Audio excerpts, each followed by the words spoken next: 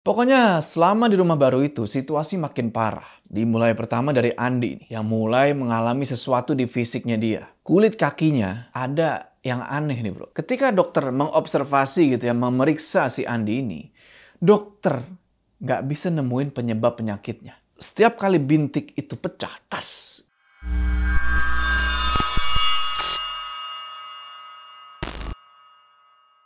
Ya, assalamualaikum teman-teman, balik lagi sama gue Joe. Apa kabar kalian semua? Semoga kalian semua yang nonton video ini diberikan kesehatan, dilancarkan rezeki, dan selalu dimudahkan urusan-urusan, dan selalu diberikan perlindungan dari segala mara bahaya di dunia ini. Jadi ada sebuah cerita yang viral banget nih di X atau Twitter gitu ya. Kalau nggak salah di bulan Mei kemarin. Ini cerita saking viralnya udah di retweet sampai 10.000 orang. Dan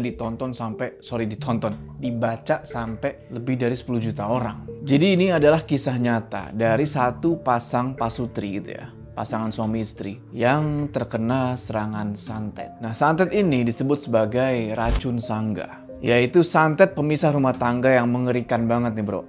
Dari Kalimantan. Santet ini nggak cuma nyerang fisik dan psikis si penerima santet dan keluarganya, tapi jauh lebih mengerikan daripada itu. Berkisah tentang seorang istri yang lagi hamil dan mesti ngerawat suaminya yang terkena santet itu. Tapi alih-alih suaminya ini bersyukur, dia malah selingkuh. Menghancurkan rumah tangga mereka sesuai tujuan dari racun sangga tadi. Sebelumnya gue mau disclaimer dulu. Kalau semua nama dan lokasi yang ada di cerita ini udah disamarin semua. Demi menjaga privasi karena kejadian ini masih berlangsung sampai sekarang. Jadi cerita ini tentang seorang wanita bernama Maya dan suaminya nih namanya Andi. Mereka ini menikah lewat proses ta'aruf. Nggak nyampe 2 bulan mereka langsung menikah tuh di tahun 2021. Setelah menikah ya normal kayak biasa gitu kan. Mereka ngejalanin pernikahan, hidup pernikahan, awal pernikahan itu secara bahagia gitu kan. Mereka hidup sederhana dan ngontrak di satu rumah kecil tuh di kota mereka. Tapi kebahagiaan itu nggak lama.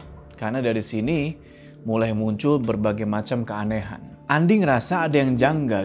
Soalnya ketika dia pulang dari kerja nih, pulang ke rumah, dia ngerasa kalau nggak betah gitu loh di rumah. Hawa di rumahnya dia itu panas banget, bikin dia pengen pergi jauh-jauh dari rumah itu. Yang jadi pertanyaan sekarang adalah, sebenarnya ada apa sih di rumah dia itu?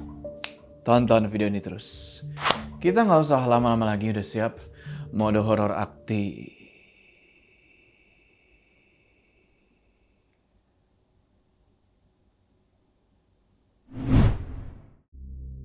Ya, jadi di rumah mereka itu, awalnya si pasutri baru ini ya, Andi sama Maya, masih positive thinking aja. Mungkin hawa-hawa nggak enak itu, suasana yang bikin gerah itu cuma kebetulan. Tapi, tiap tengah malam si Andi ini jadi sering banget ngedenger suara-suara aneh. Suara kayak suara gedubuk-gedubuk gitu. Di atas, di atap rumah dia. Kayak buah jatuh gitu. Duk, duk, duk, duk, duk.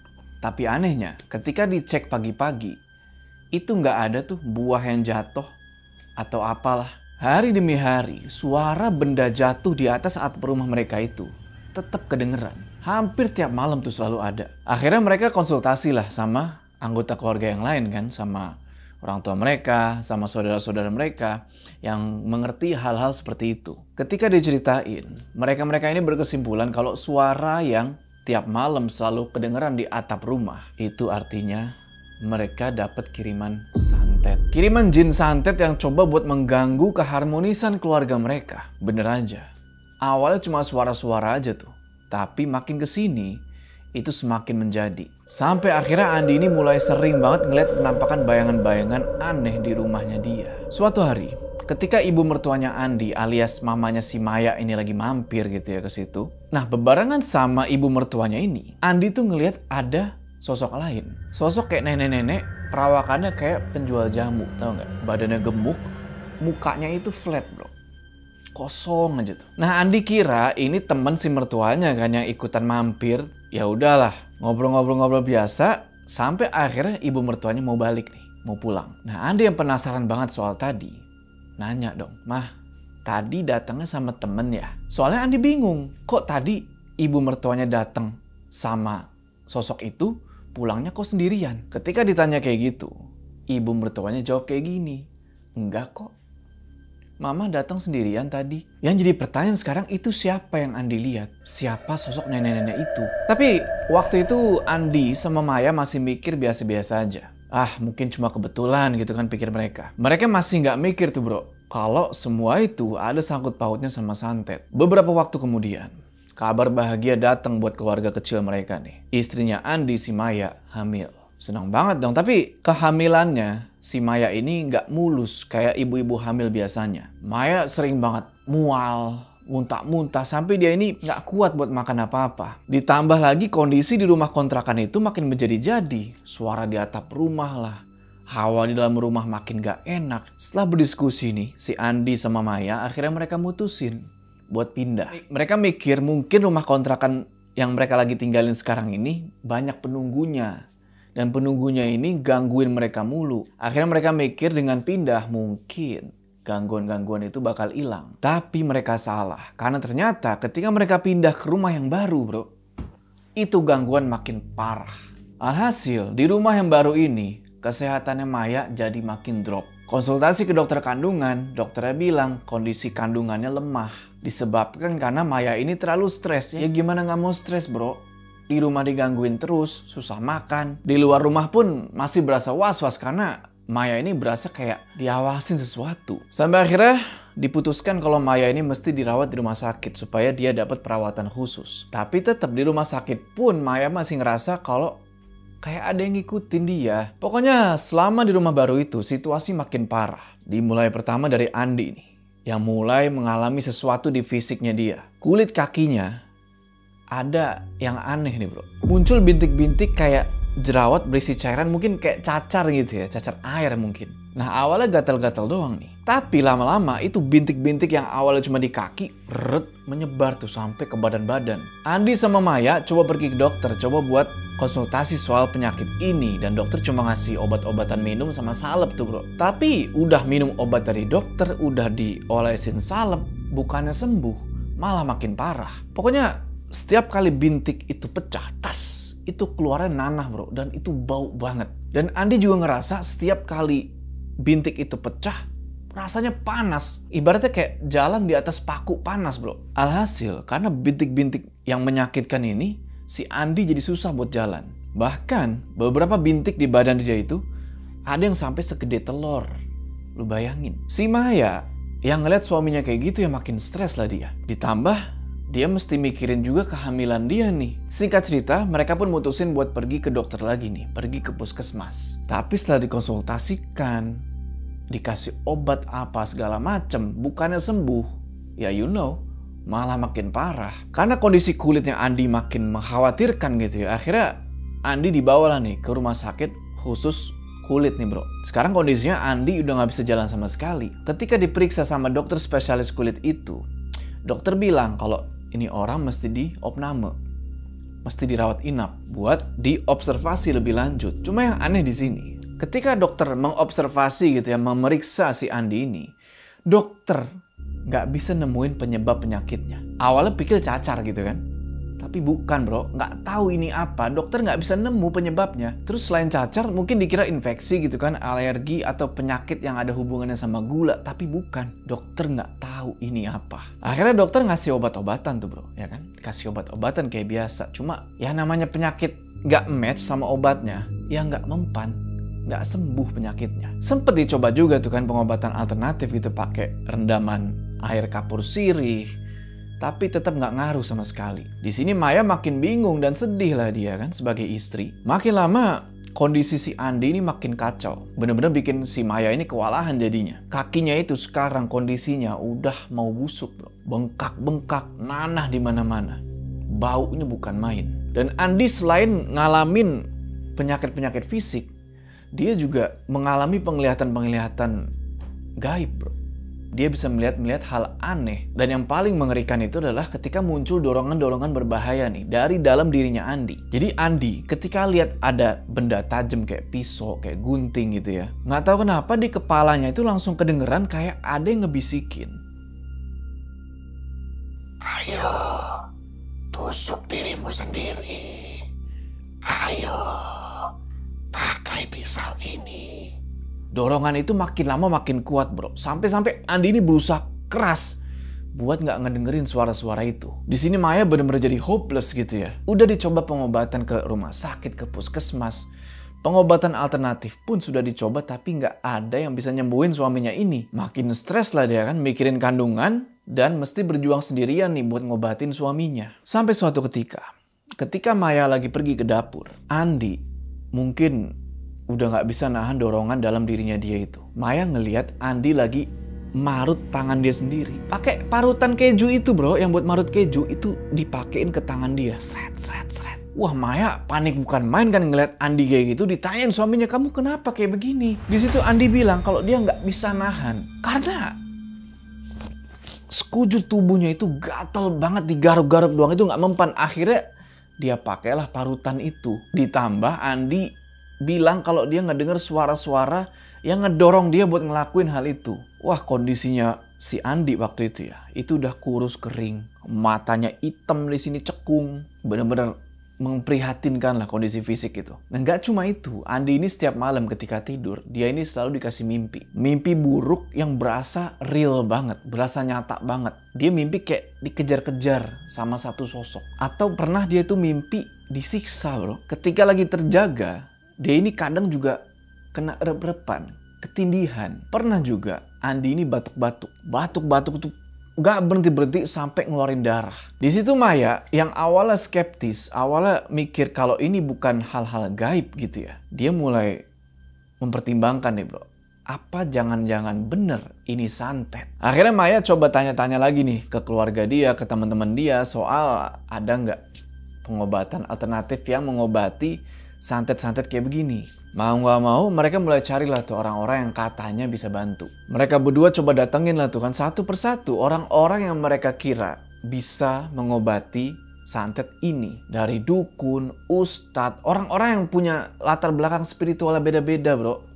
Itu didatengin satu persatu. Dan mereka semua kewalahan. Sampai akhirnya ada satu ustadz nih yang nawarin buat meruqyah si Andi. Singkat cerita dimulailah prosesi ruqyah itu kan. Dibacain tuh ayat-ayat Al-Quran. Nah ketika lagi dibacain ini, si Andi bilang kalau dia tuh ngerasa ngeblank. Kayak nggak inget apa-apa, kayak lagi ngambang di satu tempat yang gelap. Dia sama sekali nggak inget kejadian sewaktu dia lagi di ruqyah ini. Maya yang cerita tuh istrinya. Kalau si Andi ini kayak orang kesurupan.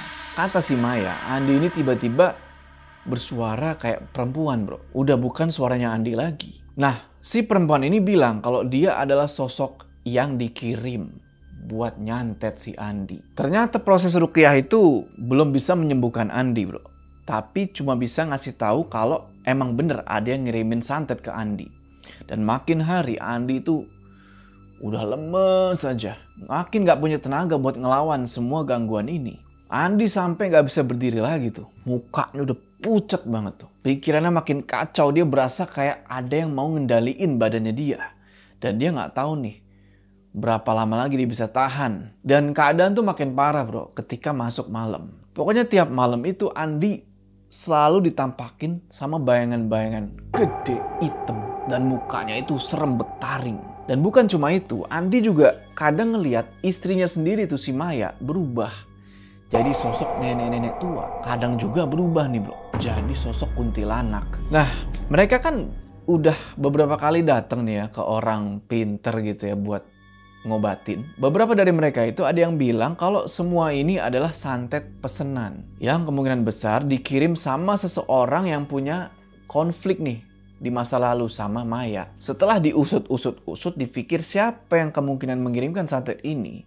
Maya kepikiran sama satu orang. Ternyata itu dari mantannya si Maya. Dan gak cuma sekali dua kali orang pinter itu ngomong ya. Beberapa juga bilang kalau kemungkinan santetnya itu dari si mantannya si Maya ini. Cuma Maya masih belum terlalu percaya gitu kalau dari mantannya. Meskipun ciri-ciri yang disebutin tuh hampir sama, tapi Maya tetap nanti dulu deh. Akhirnya Maya sama Andi coba fokusin dulu nih buat nyembuhin si Andi. Mereka coba pasrah aja lah sama apa yang udah menimpa mereka ini. Tapi seiring berjalannya waktu, si Andi ini merasa makin putus asa. Setiap hari dia mikir kalau waktu dia udah gak lama lagi.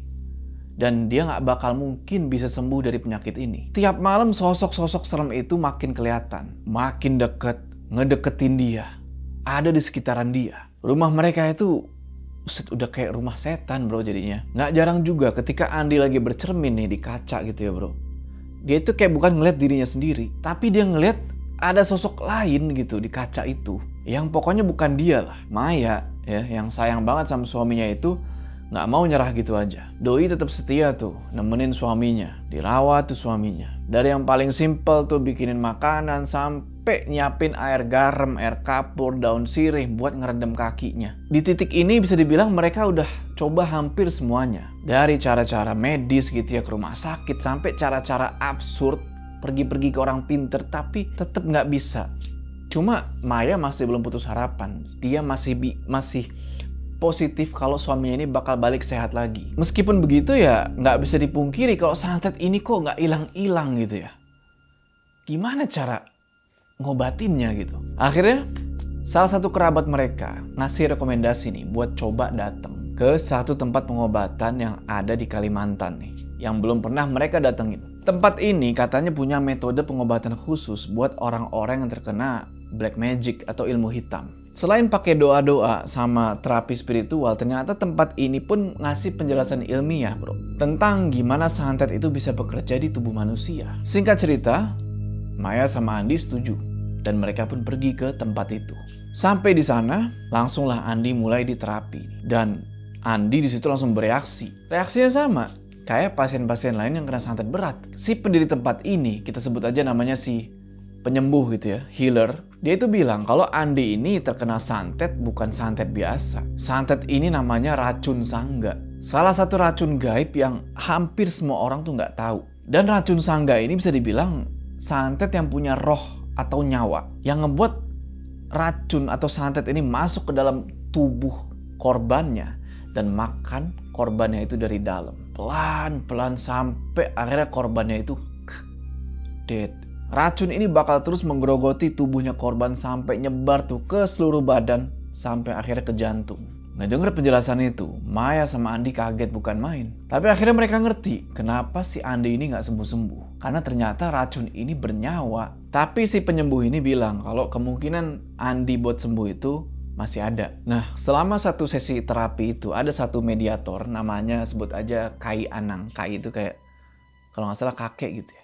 Nah, Kai Anang ini jadi perantara gitulah. Ternyata si healer ini bisa manggil Sukma dukun yang udah ngirim racun sangga itu ke Andi. Nah, Sukmanya ini dimasukin sementara nih ke tubuhnya si Kai Anang. Diajaklah diskusi nih. Diajak berinteraksi. Si penyembuh itu ngajak ngobrol sosok dukun, Sukma dukun yang masuk ke dalam tubuhnya Kai Anang. Dukun ini ngaku kalau emang ada seseorang yang mau Andi ini mati. Akhirnya setelah percakapan panjang dan terjadilah tawar-menawar antara si healer, si penyembuh dan si dukun ini ngalah. Dia ngelepasin santetnya tuh bro dari tubuhnya Andi. Nggak tahu nih terjadi percakapan macam apa tuh di dalam sampai akhirnya dukun ini ngalah. Dan setelah sesi terapi itu berakhir, Andi disembur air doa tuh di sekujur badan dia yang sakit dan diolesin pakai satu minyak lah ke seluruh tubuhnya dia. Beberapa hari kemudian, Andi mulai ngelihat perubahan tuh di badannya. Luka-luka bernanah di kulitnya itu pelan-pelan mulai kering. Gatal-gatalnya mulai berkurang. Dan bagian-bagian yang sebelumnya bengkak atau bernanah itu pelan-pelan mulai sembuh tuh bro. Di situ Maya seneng banget dong. Akhirnya suaminya sembuh juga. Setiap hari ada kemajuan tuh sedikit demi sedikit. Andi yang biasanya mimpi buruk, ngeliat-ngeliat sosok aneh, sosok-sosok menyeramkan gitu ya, sekarang udah mulai jarang banget. Udah mulai berkurang secara signifikan. Pak Sutri ini ngerasa hidup mereka udah balik normal lagi nih setelah pergi ke pengobatan itu. Andi sama Maya juga rajin nih baca amalan kayak zikir pagi petang gitu supaya mereka ini ada pagernya gitu lah. Ada bentengnya. Singkat cerita, beberapa minggu berlalu, Andi pun benar-benar sembuh. Dia udah bisa jalan-jalan, tidurnya juga udah nyenyak, dan halusinasi yang dulu suka nongol, sekarang udah mulai jarang. Kehidupan mereka bisa dibilang jadi lebih tenang sampai akhirnya anak mereka lahir nih bro. Semuanya bahagia dong ya kan? Andi sembuh, anak lahir normal. Tapi ternyata lepas dari racun sangga ini, nggak sesimpel itu. Masuk di awal tahun 2022, mulai ada serangan lagi. You know serangan? Santet lagi tuh bro. Dan kali ini santetnya nggak kayak dulu yang nyerang fisik. Sekarang itu santetnya nyerang batin. Andi tiba-tiba berubah nih sikapnya. Jadi dingin, jadi cuek. Nggak peduli lagi sama istrinya tuh si Maya. Dan di rumah tuh bawaannya ribut terus tuh.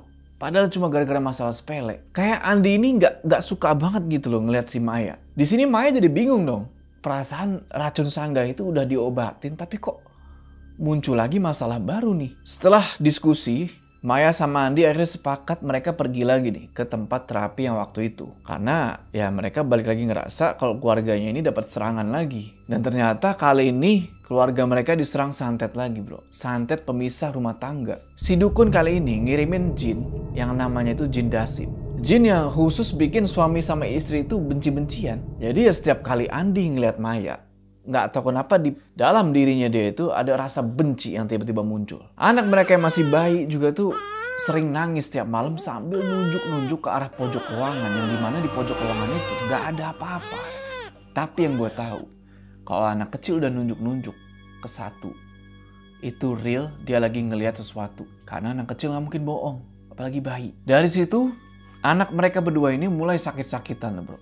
Batuk-batuk gak sembuh-sembuh. Udah dibawa ke dokter berkali-kali, tapi tetap gak ada solusi. Maya mulai kepikiran nih, apa jangan-jangan mantan dia nih yang ngirim santet lagi. Akhirnya Andi pun diruqyah lagi, dan setelah diruqyah itu udah agak mendingan lah. Tapi tetap ketika Andi ngeliat Maya itu masih ada rasa benci. Sampai di titik Andi sama Maya ini kepikiran kita pisah aja lah gitu loh. Tapi mereka sadar kalau perceraian adalah tujuan dari santet itu. Jadinya setiap kali mau nyerah mereka lawan. Karena mereka nggak mau ngalah sama santet ini. Cuma makin hari situasi di rumah mereka itu makin nggak kondusif. Maya makin stres tuh bro. Dia jadi sakit-sakitan. Jadi bawaan curigaan sama suaminya juga. Dan dia jadi sering mimpi buruk. Pokoknya keseharian mereka mulai berubah. Bisikan-bisikan dan perasaan-perasaan aneh mulai selalu gangguin mereka nih. Sampai akhirnya tim terapi yang waktu itu ngobatin Andi minta Maya sama Andi ngirimin foto rumah mereka. Ya udah dikirimin lah tuh kan foto rumah mereka. Set. Nah begitu orang-orang dari terapi ini ngeliat, di situ mereka bilang kalau rumah Andi sama Maya ini banyak banget buhulnya. Buhul itu kayak tali santet gitu yang ternyata fungsinya itu adalah menarik jin-jin jahat itu supaya pada ngumpul di rumah mereka. Ngacauin rumah tangga mereka. Makanya rumah itu berasa nggak enak banget. Andi sama Maya sendiri ngaku kalau tiap malam itu mereka suka tiba-tiba ngerasa puyeng. Akhirnya mereka coba buat cari solusi, dan satu-satunya solusi menurut mereka sekarang adalah mereka harus pindah rumah nih bro. Secara rumah itu udah dibuhulin, nah mereka harus pindah rumah yang nggak ada buhulnya. Tapi ternyata abis pindah rumah nggak seindah yang mereka expect. Andi justru makin berasa resah tuh di rumah baru. Setiap kali dia ngeliat istrinya, dia ngerasa ada yang beda gitu loh. Maya ini selalu jelek di pandangan dia bro. Mukanya kusem, pucat. Kayak ada bayangan hitam yang nutupin muka bininya. Terus kejadian waktu itu keulang lagi. Andi itu ngeliat Maya kadang berubah jadi sosok nenek-nenek. Nenek-nenek tua banget, mungkin umur 90 tahunan. Pokoknya Andi tuh sering banget ngeliat Maya itu jadi sosok yang gak enak dilihat dan baunya pun gak enak. Belum cukup di situ, di rumah baru mereka ini tiba-tiba muncul kecoa bro. Banyak banget tuh dari mana-mana. Mereka coba bersihin tuh setiap sudut kan, pastiin gak ada tempat lembab, gak ada tempat kotor. Tempat kecoa itu tinggal. Tetap aja kecoa-kecoa itu terus bermunculan. Di sini, di titik ini Andi sama Maya ngerasa udah capek banget. Balik ke terapi itu juga udah males banget. Akhirnya mereka mutusin buat berhenti dan mencoba buat hidup. Ya udah, terima aja gitu kan. Mereka positive thinking, mungkin semuanya bakal baik dengan sendirinya. Tapi di sini Andi malah jadi sering banget pergi keluar rumah. Alasannya karena dia nggak betah lagi di situ. Maya di situ ya makin ngerasa lonely bro, makin ngerasa kesepian karena suaminya pergi-pergi terus. Padahal dia ini lagi butuh banget sama si Andi itu. Dan di sini pun Maya mulai mengalami hal-hal mistis. Waktu itu pernah nih bro, malam-malam Andi itu kan seperti biasa pergi nggak tahu kemana. Gak ada di rumah. Maya lagi cuci piring sendirian tuh di dapur kan, pakai daster. Nah di sini tiba-tiba Maya itu ngerasa kayak ada yang narik dasternya dari belakang. Sontak dia nengok ke belakang itu kan, tapi ternyata nggak ada siapa-siapa. Nggak pakai mikir panjang, Maya buru-buru beresin cucian itu dan dia lari ke kamar. Ketika sholat pun Maya ngerasa jadi susah buat khusyuk karena dia ngerasa kok kayak ada yang ngawasin dari belakang. Kadang pun dia ngelihat banyak bayangan hitam seliweran tuh di rumah. Dan setiap kali ngalamin hal kayak gini, Andi tuh selalu nggak ada, selalu pergi, nggak tahu kemana. Dan tiap kali si Maya ini tidur, dia tuh selalu dikasih mimpi yang sama. Di mimpinya itu dia dikejar-kejar bro sama ular. Bahkan ular itu nggak cuma satu, Dia itu dikelilingin sama ratusan ular yang pelan-pelan ngelilit badannya dia sampai sesek. Kurang lebih hampir setahun tuh kondisi keluarga mereka tuh kayak begini. Dan si Andi pun mulai gatel-gatel lagi bro. Penyakit lama itu datang lagi. Tapi yang paling bikin hatinya Maya itu hancur adalah ketika si Andi ini selingkuh. Jadi waktu itu Andi bilangnya dia punya acara penting nih di kota. Ya Maya sebagai istri yang baik ya dia dukunglah suaminya kan. Tapi yang namanya insting perempuan, dia ngerasa ada yang gak beres nih sama suaminya. Subuh-subuh Maya bangun gitu kan buat sholat. Tiba-tiba dia ngeliat nih HP-nya si Andi nyala gitu kan, kedip-kedip. Ada notifikasi. Si Maya yang penasaran gitu ya, siapa nge-WA subuh-subuh begini. Dia lihat lah tuh HP-nya yang ternyata isinya adalah bukti booking hotel di kota lain dari seorang perempuan. Makin kepo lah nih kan si Maya kan. Dia buka itu WA, dia scroll tuh chatnya. Dan di chat itu jelas banget kalau Andi janji ketemu dan nginep sama perempuan itu. Wah di sini udah kacau.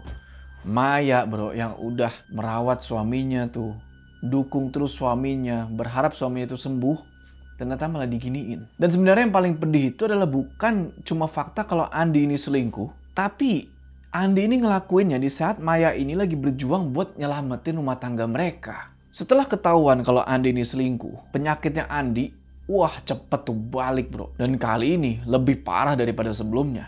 Badannya penuh sama luka-luka bernanah, dan itu sakit bukan main. Gatel, panas, perih.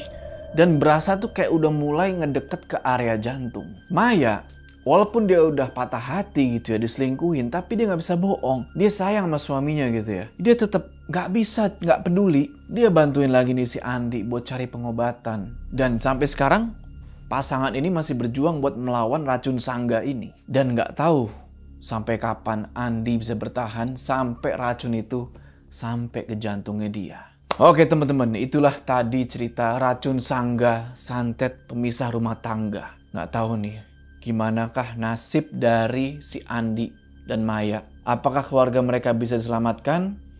Apa santet itu malah menang, berhasil memisahkan rumah tangga mereka? Mungkin ada updatean lagi setelah ini. Stay tune pokoknya. Oke, sebelum kita berpisah, jangan lupa kalian like video ini. Dan bagi yang belum subscribe, ayo subscribe sekarang ke channel ini supaya kalian gak ketinggalan cerita-cerita horor selanjutnya gue. Sampai ketemu di cerita selanjutnya.